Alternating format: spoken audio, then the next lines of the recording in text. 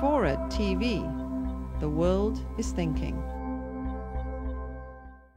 To me, really, this whole subject from the start, from the first story that I got into, was so shocking. I felt that this just did not seem like the country that I identify with as our country. Many of the practices that I discovered along the way here, and I majored in American history at Yale, and I went on and studied American history at Oxford, so I was certainly familiar with ups and downs in our history. But to come across a program in the CIA where government officials worked in black ski masks and basically abducted terror suspects around the world by throwing them into the back of a Gulfstream jet, and after they had stripped their clothes off by slicing them off with sort of razors and putting these people in diapers and then just disappearing them from the face of the earth. I think that's really the thing that was so amazing to me, was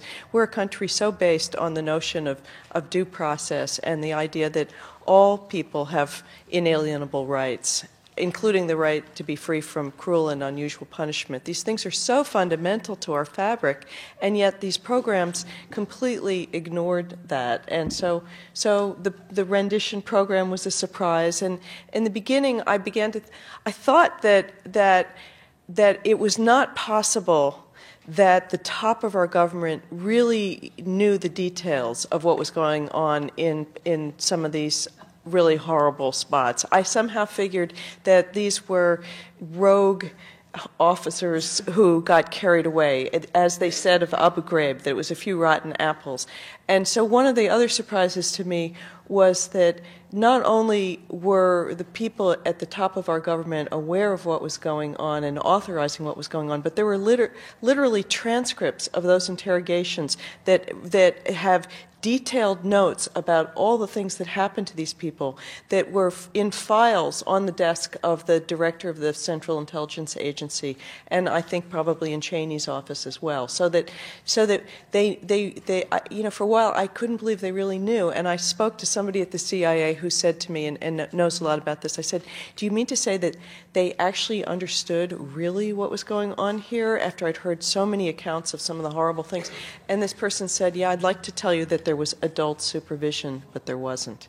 And the lack of judgment at the top of our government was completely shocking to me. And then finally, the last thing that I thought was kind of a eureka moment for me was when I stumbled into finding that there was actually a curriculum for torture.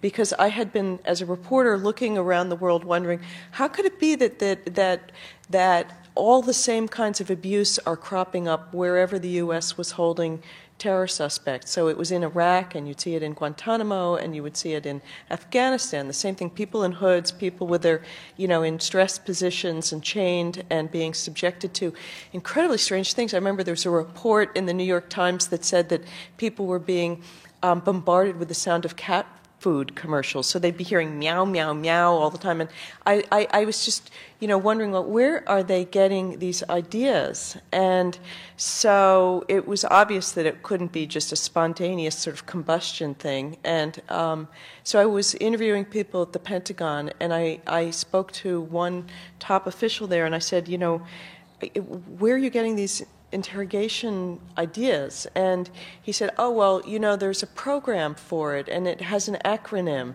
and psychologists from this program have designed it. And he said, it has something to do with survival and evasion.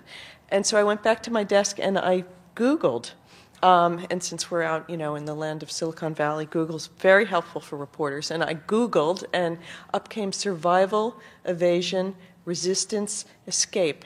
SERE is the acronym for the program. It's a secret program in our own military training, and it's a program where they use psychologists who are specialists in torture, and they subject our own soldiers to a taste of torture just to make sure that they can survive it if they're ever captured.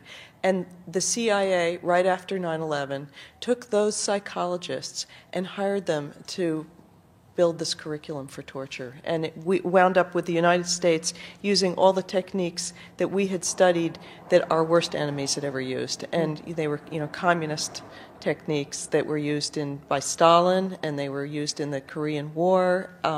They were communist Chinese techniques, and things that we had reviled became our own program. So I think that was kind of a eureka moment, finding that there was this curriculum.